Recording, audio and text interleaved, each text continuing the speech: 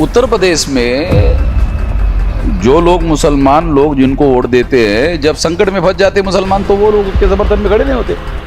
हमको वोट चाहिए मुसलमानों के, मगर वो मुसलमानों के लिए कुछ नहीं करेगा। आरएसएस की स्थापना ब्राह्मणों ने की, कांग्रेस की स्थापना भी ब्राह्मणों ने की। तो दोनों की स्थापना करने वाले, इस्टेब्लिश करने वाले जो लोग हैं वो ब्राह्मण है। बीजेपी और कांग्रेस और बीजेपी में आपसी समझदारी से वो राजनीति करते हैं। तुम जीत गए, तुम सरकार चलाओ, हम जीत गए, हम सरकार चलाते हैं। मुसलमानों को धरा, बांधा, पीटा और जान जाने तक मार दिया। हम कह रहे हैं ब्राह्मणों की संख्या 3.5% है, तो हम हेट नहीं कर रहे, संख्या बता रहे। जब बीजेपी के लोग छोड़कर जाते तो कांग्रेस में जाते, जब कांग्रेस के लोग छोड़कर जाते बीजेपी में जाते हैं, क्योंकि वो अंदरूनी उनको मालूम है कि दोनों की पॉलिसी में कोई मौलिक अंतर है। मेरा ये कहना है कि अपोजिशन करने के लिए आइडियोलॉजिकल डिफरेंसेस होना बहुत जरूरी है। कांग्रेस का और बीजेपी और कांग्रेस का वैचारिक आइडियोलॉजिकल कोई डिफरेंस नहीं। मुसलमान बाय रिलीजन मुसलमान है, मगर बाय नेशनलिटी तो भारतीय है। मुसलमानों का रिप्रेजेंटेटिव क्यों नहीं है प्रशासन में? क्यों नहीं? सेंट्रल में आपकी सरकार, स्टेट में आपकी सरकार, अगर इतनी सारी आपकी सरकार थी तो बीजेपी और आरएसएस इतनी मजबूत कैसे हो गई कि सेंटर में चलेगी? ब्राह्मणों के जो वेद है, श्रुति है, स्मृति है, पुराण है, रामायण है, महाभारत है, गीता है, ये भेदभाव का प्रचार करने वाले मौलिक रूप से ग्रंथ है। ये सारे इंसान को दुनिया में बराबर नहीं मानते। जैसे इस्लाम को मानने वाले लोग ये कहते हैं कि सारे इंसान बराबर है, क्रिश्चियनिटी को मानने वाले लोग कहते हैं सारे इंसान दुनिया में बराबर है, जैनिज्म को मानने वाले, बुद्धिज्म को मानने वाले, सिखिज्म को मानने वाले, लिंगायतिज्म को मानने वाले जो लोग हैं वो कहते हैं सारे इंसान बराबर है। कांग्रेस जो है आरएसएस की माँ ही नहीं है, वो दादी है, परदादी है, लकड़दादी है, बहुत कुछ है। नाजरीन, मिल्ली डाइजेस्ट की ख़ास पेशकश गुफ्तगू में आपका इस्तकबाल है। हमारे साथ एक बहुत ही मखसूस और काबिल कदर गेस्ट मौजूद हैं, वामन वेशरम जी, जो कि बामसेफ के नेशनल प्रेसिडेंट हैं। आपका बहुत बहुत इस्तकबाल है मिल्ली डाइजेस्ट में। आप बेंगलोर में आए और यहाँ एक प्रोग्राम को आपने जो है मुखातिब किया, आपकी गुफ्तगू हुई। बामसेफ के जो है आप प्रेसिडेंट हैं। मैं जानना चाहूँगा कि ये जो एक ऑर्गेनाइजेशन है इसकी आइडियोलॉजी क्या है? इसके एक तो बामसेफ जो है ये मुलाजिमों का संगठन है, एम्प्लॉइज लोगों का संगठन है, SC ST OBC और माइनॉरिटी के। और ये मुलाजिमों का संगठन इसलिए बनाया गया क्योंकि जो मजलूम लोग हैं उनके पास कोई तंजीम या कोई संगठन, कोई आंदोलन खड़ा करने के लिए जो रिसोर्सेज चाहिए वो रिसोर्सेज नहीं होते हैं, और बगैर रिसोर्सेज के कोई तंजीम चलाना या कोई आंदोलन चलाना मुश्किल होता है। तो इस बात को ध्यान में रखते हुए मुलाजिमों का संगठन बनाया गया ताकि रिसोर्सेस है आंदोलन को चलाने के लिए मिल सके। इस बात को ध्यान में रखते हुए बामसेफ संगठन बनाया गया। ये अभी 31 स्टेट में कार्यरत है, 567 जिलों में, 4000 से ज़्यादा तहसीलों में, 22,000 से ज़्यादा ब्लॉक में और 1.5 लाख से ज़्यादा गाँवों में फैला हुआ है संगठन है। तो अब ये बहुत अहम, बहुत एक प्रभावशाली संगठन बन गया है। राष्ट्रीय नेशनल लेवल का हमारा अधिवेशन दिसंबर में होता है। पिछले 2 साल कोविड की वजह से हो नहीं पाया, मगर इस साल हम लोग नेशनल कन्वेंशन हर हालत में लेंगे, और लेने के लिए हमको उसकी तैयारी करने के लिए स्टेट कॉन्फ्रेंसेस लेनी पड़ती है तैयारी के लिए। तो उस स्टेट कॉन्फ्रेंस नेशनल कन्वेंशन की तैयारी के लिए हम लोग कर्नाटक में स्टेट कॉन्फ्रेंस ले रहे थे तैयारी के लिए। एक चीज़ जानना चाहेंगे, राइट विंग के कई सारे पोर्टल्स पे ऐसा कहा जाता है कि आप जो है एक पार्टिकुलर कम्युनिटी हैं जिसके खिलाफ हेट्रेड की बात करते हैं या फिर रेसिज्म की बात करते हैं। ब्राह्मण जो संगठन चलाते हैं, वो जो प्रचार करते हैं, वो जो प्रोपेगेंडा करते हैं, उसकी वजह से कई मुसलमानों को, उनके प्रभाव में रहने वाले लोगों ने मुसलमानों को धरा, बांधा, पीटा और जान जाने तक मार दिया। ऐसा रिकॉर्डेड एविडेंस मीडिया में और सारे देश भर में है। हमारी वजह से किसी कार्यकर्ता ने हमारे प्रभाव में आकर किसी ब्राह्मण को धरा, बांधा, पीटा और मारा, सिंगल सबूत नहीं है। इसलिए हम हेट्रेड का प्रचार कर रहे हैं, इसका कोई सबूत नहीं है। हम कह रहे हैं ब्राह्मणों की संख्या 3.5% है, तो हम हेट नहीं कर रहे, संख्या बता रहे। एक बात। दूसरा, हम कह रहे हैं कि जिनकी संख्या 3.5% है, तो डेमोक्रेसी में ये 3.5% लोग जो है 80% सत्ता पर काबिज क्यों है? इसमें भी कोई हेट का मामला नहीं है। हम तो फैक्ट बता रहे हैं, हम तथ्य बता रहे हैं। तथ्य और फैक्ट बताना हेटरेट नहीं होता है। उनकी एक होली स्क्रिप्चर है जिनसे उनका काफ़ी ज़्यादा लगाव है, उसके ताल्लुक से आप कहते हैं कि वो डिस्क्रिमिनेशन और जो है पक्षपात की बातें करती हैं बोल के। इसे मैं डॉक्यूमेंट्री एविडेंस के आधार पर साबित कर सकता हूँ।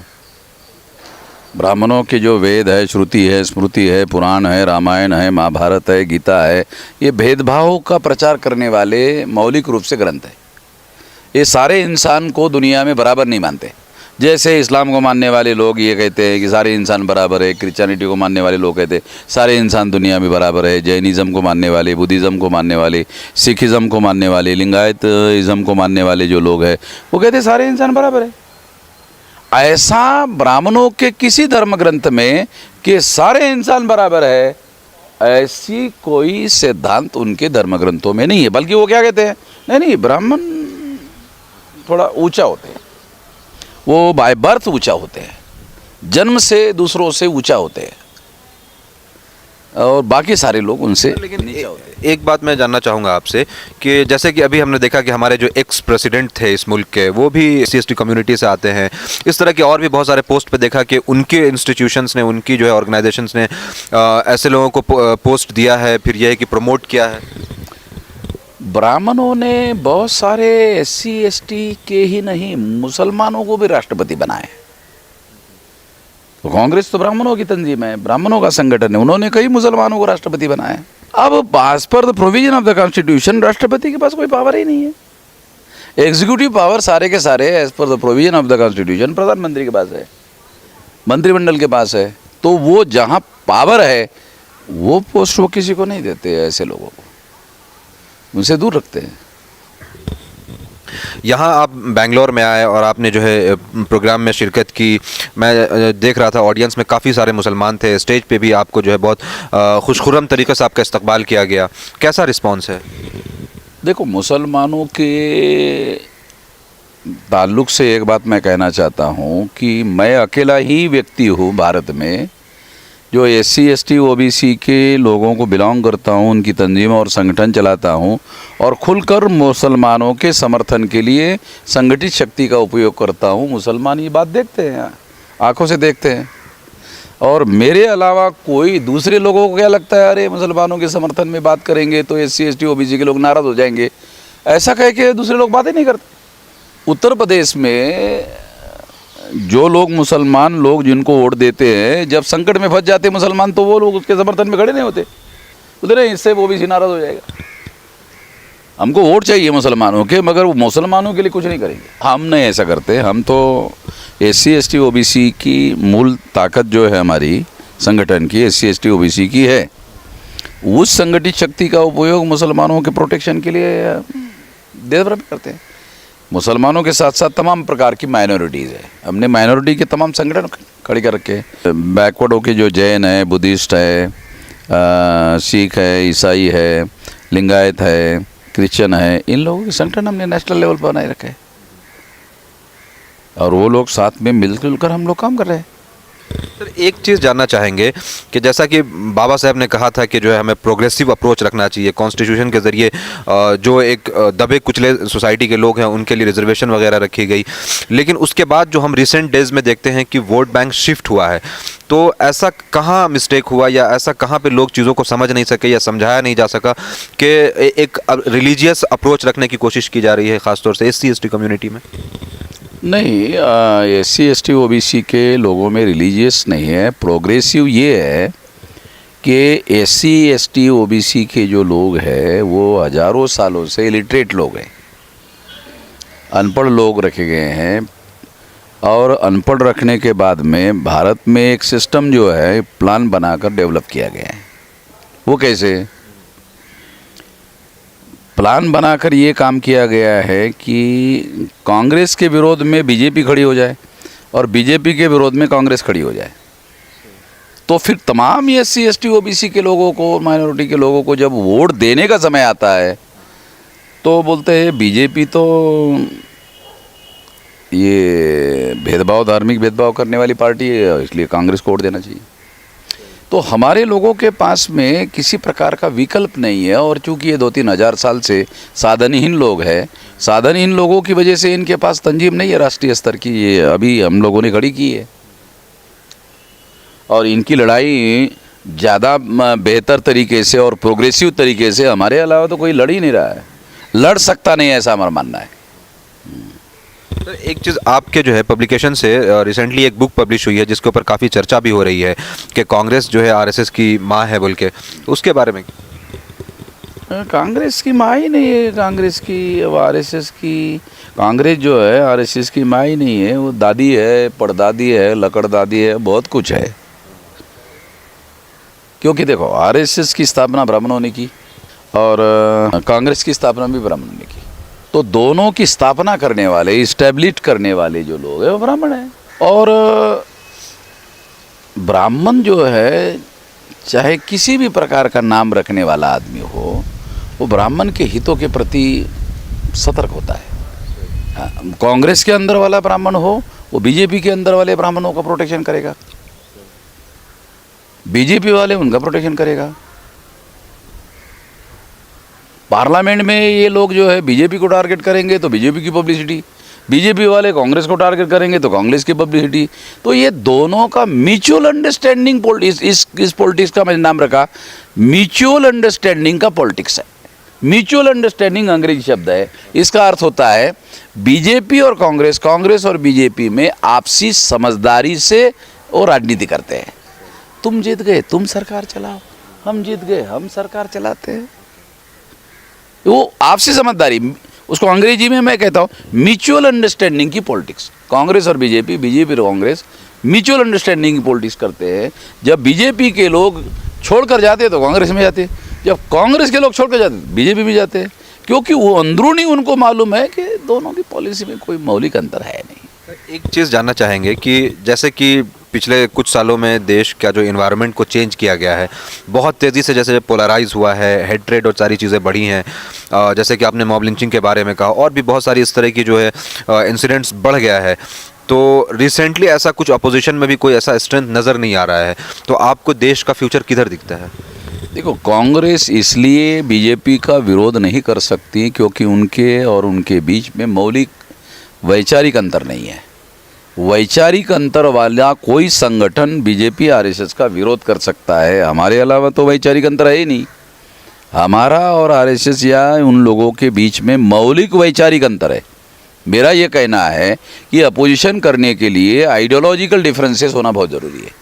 कांग्रेस का और बीजेपी का, और बीजेपी और कांग्रेस का वैचारिक आइडियोलॉजिकल कोई डिफरेंस नहीं है। कांग्रेस सेकुलर की बात करती है, सेकुलरिज्म पर उन्होंने अमल करने का काम किया, इसका एक एग्जाम्पल भी दे नहीं सकती। फॉर एग्जाम्पल क्या करते हो, मान लो 15 करोड़ मुसलमान है, एक मुसलमान को राष्ट्रपति बना देती है और बोलती क्या करे भाई तुम्हारे लिए, देश का राष्ट्रपति एक आदमी को हमने बना दिया और क्या बनाए आपको।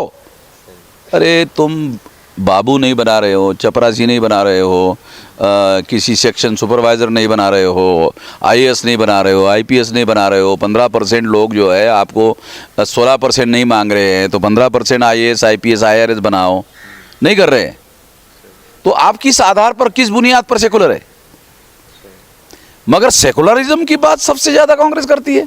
प्रैक्टिकल में कांग्रेस ने सेकुलरिज्म का कोई कार्यक्रम अमल में लाया, ऐसा कोई एग्जाम्पल अवेलेबल नहीं है। मैं कहता हूं भाई मुसलमान बाय रिलीजन मुसलमान है, मगर बाय नेशनलिटी तो भारतीय है। मेरा क्या कहना है, वो बाय रिलीजन कोई भी आदमी किसी भी प्रकार का धर्म फॉलो कर सकता है, ये उनका अपना मामला है, निजी मामला है। मगर वो भारत का शहरी है, भारत का नागरिक है। इस बात को जब संविधान ने स्वीकार किया तो आप उसके साथ भेदभाव क्यों करते हो, धर्म के आधार पर भेदभाव क्यों करते हो? मुसलमानों का रिप्रेजेंटेशन क्यों नहीं है प्रशासन में, क्यों नहीं है? मेरा कहना है यूपी में 1% पुलिस है। मतलब ये जो भेदभाव है ये कॉन्शियसली किए बगैर कैसे संभव है? और इसकी जब बुनियाद कांग्रेस ने देश चलाया, इतने साल तक चलाया, ये तो ज़्यादा से ज़्यादा 8 साल हो गए बीजेपी वाले सेंटर में आ गए। ये 75 साल में 8 साल हो गए बीजेपी वाले आ गए। 50 साल से लगभग, मेरा ऐसा मानना है 56 या 58 साल के लगभग कांग्रेस ने राज किया। तो बुनियादी रूप से तो जो ढांचा आज खड़ा हुआ है वो ढांचा तो कांग्रेस ने खड़ा किया है, और उस ढांचे में मुसलमान या बहुत सारे लोगों को रिप्रेजेंटेशन नहीं है। तो आपने सेकुलरिज्म का प्रोपेगेंडा किया, मगर सेकुलरिज्म का ढांचा तो खड़ा नहीं किया है। आप डेली बीजेपी आरएसएस को विरोध करते रहे, तो वो सेंटर में गवर्नमेंट बनाने तक को कैसे डेवलप हो गई? आपकी सरकार थी, सेंट्रल में आपकी सरकार, स्टेट में आपकी सरकार। अगर इतनी सारी आपकी सरकार थी तो बीजेपी और आरएसएस इतनी मजबूत कैसे हो गई कि सेंटर में चलेगी? या तो आप विरोध कर रहे थे, वो ईमानदारी से नहीं कर रहे थे, या तो आप ईमानदारी से विरोध नहीं कर रहे थे, और अगर विरोध कर रहे थे तो वो ईमानदारी का विरोध नहीं था, विरोध दिखाने के लिए, शो करने के लिए कर रहे थे। तो इस वजह से वो बढ़ गए, क्योंकि अंदरूनी आप उससे विरोध कर नहीं रहे थे। अंदरूनी तो आपकी मिलीभगत थी। और मिलीभगत क्या थी? अरे यार, आप लोग आरएसएस वाले, बीजेपी वाले थोड़ा सा मुसलमानों को डराओगे तब तो वो हमारे साथ, कांग्रेस के साथ मुसलमान आएंगे, नहीं तो मुसलमान जो है अभी हमारे से विरोध में हो गए। तो आप ऐसा करो, आप डराओ, तो हम प्रचार कर देंगे कि बीजेपी वाले जो है आपको डरा रहे हैं, हमारे साथ आ जाओ, हम प्रोटेक्शन करेंगे। आपका प्रोग्रेस नहीं करेंगे, आपकी तरक्की नहीं करेंगे, आपका आर्थिक विकास नहीं करेंगे, आपको रोजगार नहीं देंगे, आपके लिए प्रोटेक्शन करने का, सिक्योरिटी करने का काम नहीं करेंगे। ये प्रोटेक्शन के लिए भी यूएपीए टाटा पोडा है ना। हाँ, वो तो कानून बनाने के लिए बना दिया, अमल करने का काम मुसलमानों को रिजर्वेशन है। हाँ, नहीं वो कह रहे हैं ऐसा, मगर है नहीं है। जब ऐसे प्रसंग आते हैं तो मुसलमानों के साथ उन्होंने लगभग हर जगह उनको ही अरेस्ट करते हैं। अभी अभी अभी जो कानून बनाए हुए हैं, अभी बीजेपी वालों ने कानून बनाए हैं या कांग्रेस वालों कानून बनाए हुए हैं, तो मुसलमानों को अरेस्ट करते हैं। जब कांग्रेस की सेंट्रल में गवर्नमेंट थी तो अरेस्ट मुसलमानों को ही करते थे। एक चीज और जानना चाहेंगे, जैसे कि राजस्थान में कई सारे इंसिडेंट्स हुए, यूपी में काफी ज्यादा इंसिडेंट हुआ, कर्नाटक में भी इस तरह के इंसिडेंट्स हुए कि कहीं पे जो है दलित लड़कों को मोच रखने के लिए उनका लिंच कर दिया जाता है, कहीं पे मंदिर जाने से जो है उनको रोका जाता है। तो यहाँ पे स्पेसिफिकली मैं ये जानना चाहूंगा कि एक तरफ चूंकि आपकी ऑर्गेनाइजेशन का ये अप्रोच है कि हम हिंदू नहीं है, दूसरी तरफ हम देखते हैं कि हिंदू मंदिर में जाने के लिए अप्रोच किया जाता है, तो ये क्या है? देखो, बुनियादी बात क्या है कि ये तो अनाड़ी लोग है, ये तो इलिटरेट लोग हैं, और जो इलिटरेट लोग हैं उनको क्या धर्म है और क्या ये है वो समझ में नहीं आता, और उनको ऐसा लगता है, उनके दिमाग में हजारों सालों से भरा हुआ है, अरे इधर जाने से थोड़ा सा भगवान अपना बचाव करेगा, तो अपना तो कोई कल्याण हो नहीं रहा है तो भगवान ही करेगा। ऐसी उनकी धारणा है। 2000 साल के प्रैक्टिस से ये प्रूव हो गए, मुझे होना जाना है नहीं, वो मंदिर में 2000 साल से जा रहे हैं। 2000 साल से जाने के बावजूद भी उनका बाप दादा, लकड़ दादा, सब साला उनका सत्यानाश ही हो रहा है।